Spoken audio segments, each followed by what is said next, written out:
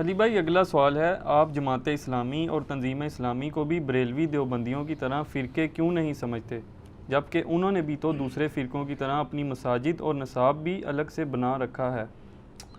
بس یہ آخری سوال ہے، باقی سوال اگر کوئی رہ گئے تو اگلی دفعہ انشاءاللہ کر لیں، کوئی ٹائم اب تقریباً کافی ہو چکا ہے۔ دیکھیں، جماعت اسلامی اور تنظیم اسلامی فرقے نہیں ہیں، یہ ایک اجتہاداً تنظیمیں بنائی گئی ہیں مسلمانوں کو جاگو اور جگاؤ والا کام کرنے کے لیے۔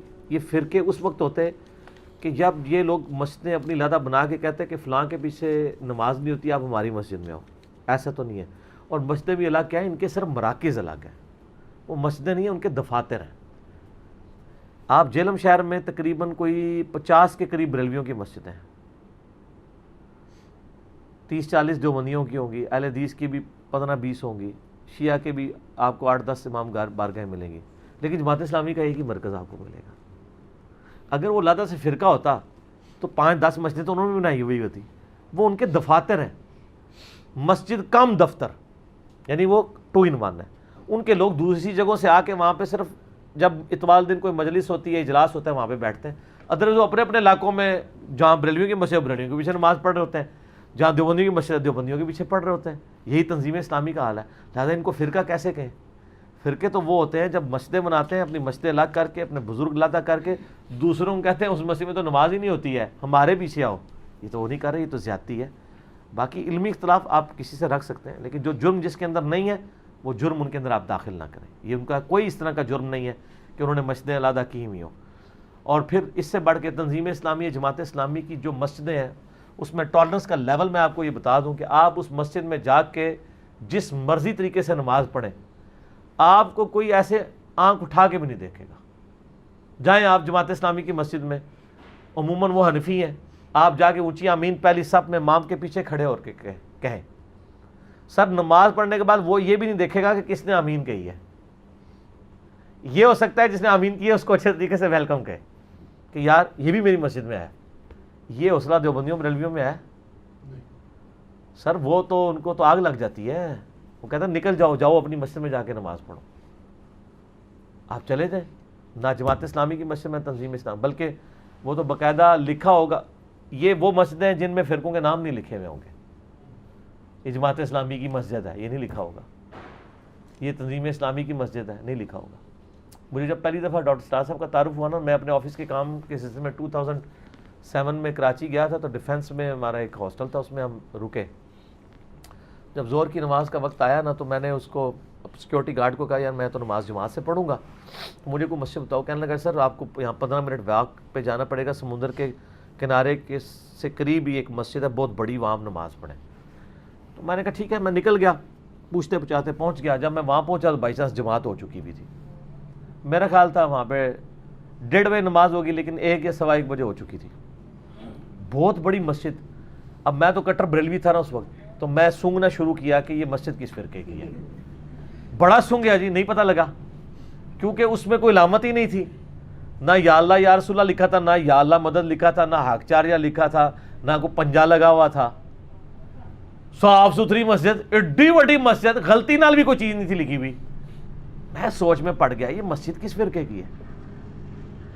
تو میری عادت ہے کہ کوشش ہوتی ہے میں جماعت سے ہی نماز پڑھوں۔ کچھ لوگ وضو کر رہے تھے، میں نے ان کو کہا کہ جی جماعت کروا لیتے ہیں، کیونکہ نماز کا میری جماعت رہ گئی، تو ان کا ہاں جی کرا لیتے ہیں۔ میں نے کہا یار یہ دیوبندیوں کی نہیں لگتی ہے، ورنہ تو دیوبندی تو دوسری جماعت ہی نہیں کرانے دیتے۔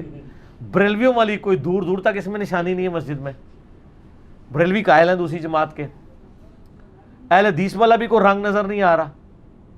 نماز پڑھائی فارغ ہوا، میں نے کسی سے پوچھا یہ مسجد کس کی ہے؟ ان کا جی یہ ڈاکٹر اسرار صاحب کی جو جماعت ہے تنظیم اسلامی، قرآن اکیڈمی والوں کی یہ مسجد ہے، تو اتنے سارے فرقوں کے لوگ آتے ہیں، اس میں کوئی اس طرح کی ریسٹرکشن نہیں ہے۔ میں نے کہا اچھا، وہ مردود جو ہے، ہم تو مردود ہی سمجھتے تھے نا ڈاکٹر اسرار صاحب کو اس وقت، معاذ اللہ۔ میں فارغ ہی تھا، کام کوئی نہیں تھا، میں کیا مغرب تک، مغرب روٹی کھانی ہے، پھر ہم نے کہیں رات کو یا فجر پڑھ کے ہم نے کہیں دور جانا تھا سائٹ پہ۔ میں نے کہا چلو یار ہم کو کتابیں ادھر دیکھتے ہیں، میں نیچے نا بیسمنٹ میں چلا گیا۔ یہ میں آپ کو بات کر رہا ہوں مارچ 2007 کی، مارچ 2007۔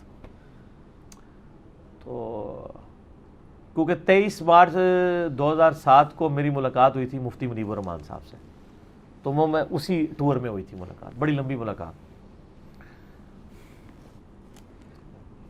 کراچی میں ہی. اس وقت بھی روحت ہلال کے کمیٹی کے چیئرمین تھے. اب تو زبردستی ان کو اٹھایا گیا، بلکہ روحت ہلال کمیٹی ختم ہوئی ہے تو مفتی صاحب کا بھی عہدہ ختم ہوا ہے، ورنہ تو وہ اس عہدے کے لیے آلموسٹ بنائے گئے تھے. تو وہ جناب مارچ کی بات، میں نیچے گیا، میں نے جناب کتابیں جب دیکھنی شروع کی، وہ سی ڈیز وغیرہ، تو وہ میں نے کہا اچھا. وہاں سے میں نے ایک سی ڈی خرید لی، اس کا نام تھا قرآن اور اقبال. میں نے وہ نیگیٹو انٹینشن سے خریدی تھی. میں نے کہا یہ اس سی ڈی کے اندر نا یہ بتایا ہوگا کہ اقبال کی کون سی تعلیمات قرآن کے خلاف ہیں. تو میں یہ سمجھ رہا تھا کہ میں کوئی ڈاکٹر اقبال کا زیادہ سگا ہوں. مجھے نہیں تو پتا تھا کہ ڈاکٹر اسرار صاحب تو اقبال کو ایک آئیڈیل طور پہ مانتے ہیں پولیٹیکل ایک سٹرگل کے اندر. خیر میں نے وہ سی ڈی لے لی.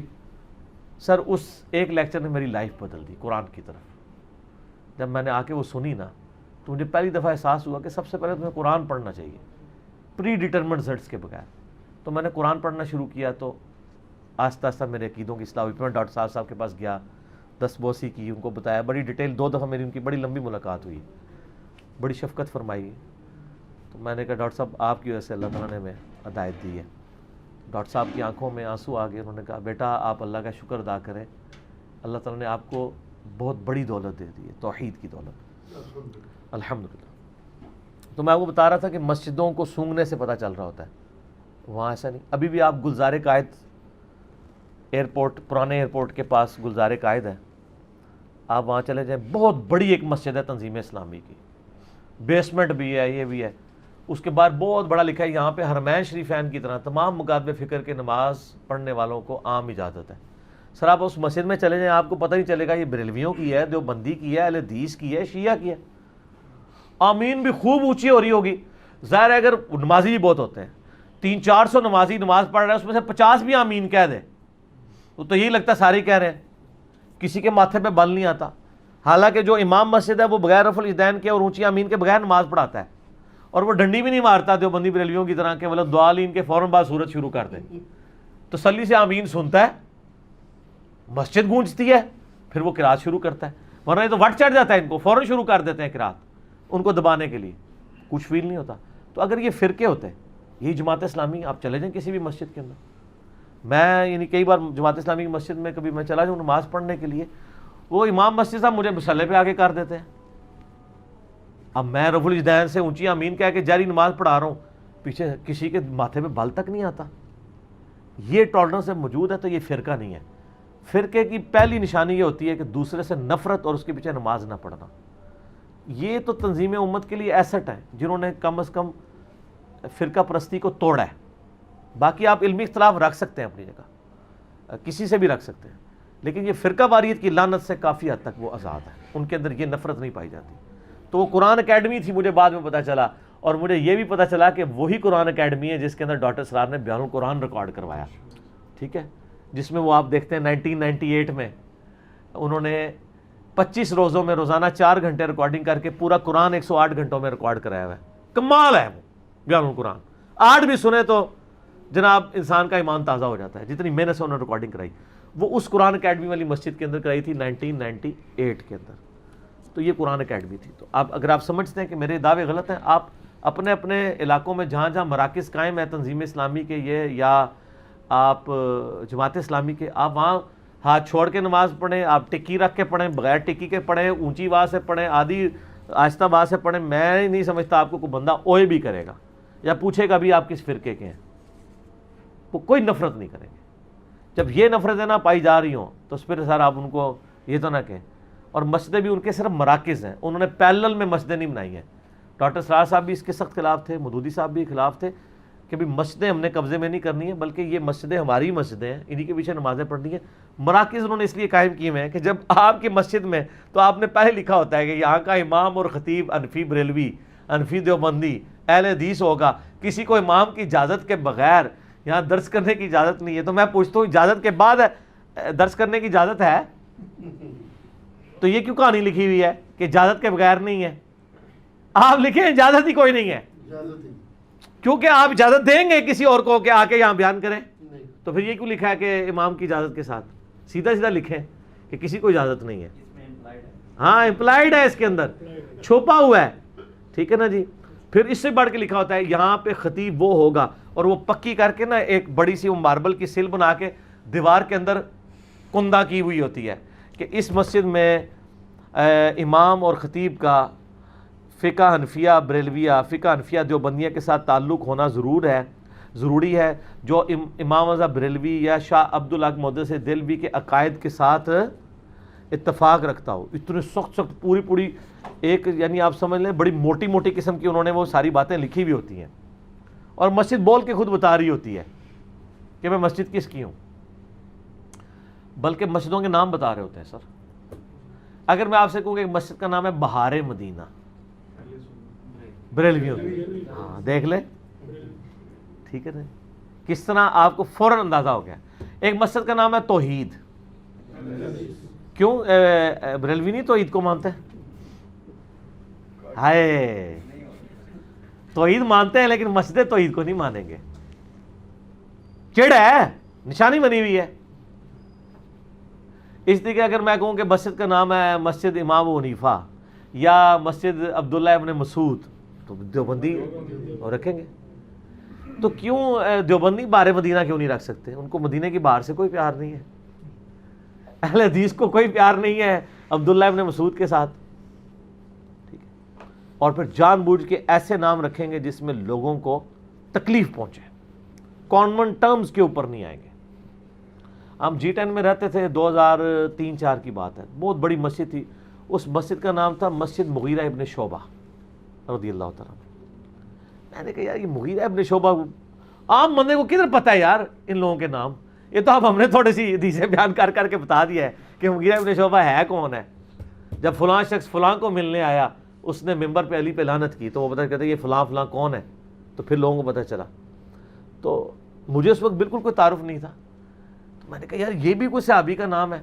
جان بوجھ کے ایسے لوگوں کے نام رکھنا کہ جس کی وجہ سے کوئی لوگ چڑھیں.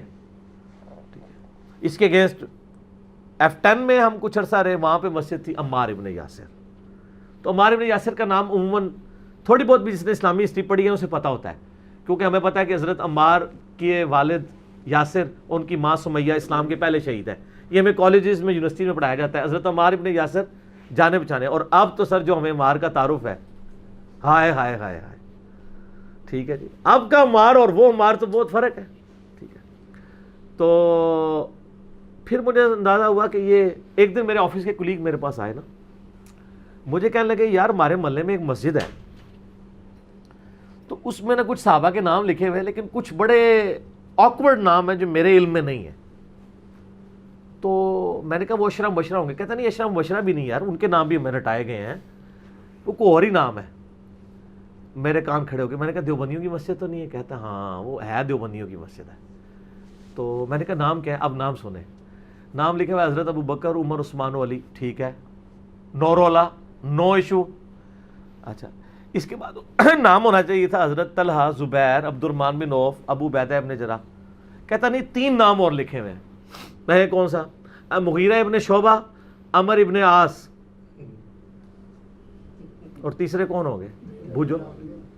معاویہ ابن ابی سفیان. او میں کہا نا ایک کہانی اور ہی. کہندا کی ہے؟ میں کہا پڑھ پائی اے. ٹھیک ہے. ان دنوں 50 ہی حدیثیں تھیں، وہ 50 سے خیر ہل گیا. بعد میں نے جن لوگوں سے پروف ریڈنگ کرائی تھی نا، ان میں سے ایک بندہ وہ بھی تھا. یہ سارا کچھ وہ کہتا یار میں پوری زندگی بھی لگا رہتا نا، مجھے یہ کہانی نہیں تھی سمجھ آنی.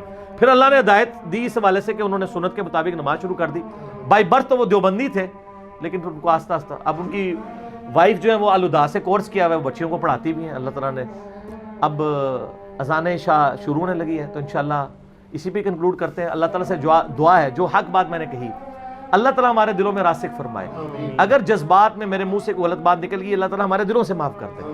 ہمیں کتاب و سنت کی تعلیمات پر عمل کر کے دوسرے بھائیوں تک پہنچانے کی توفیق عطا فرمائے. سبحانک اللہم و بحمدک، اشہد ان لا الہ الا انت، استغفرک و اتوب الیک، وما علینا الا البلاغ المبین. جزاکم اللہ خیرا.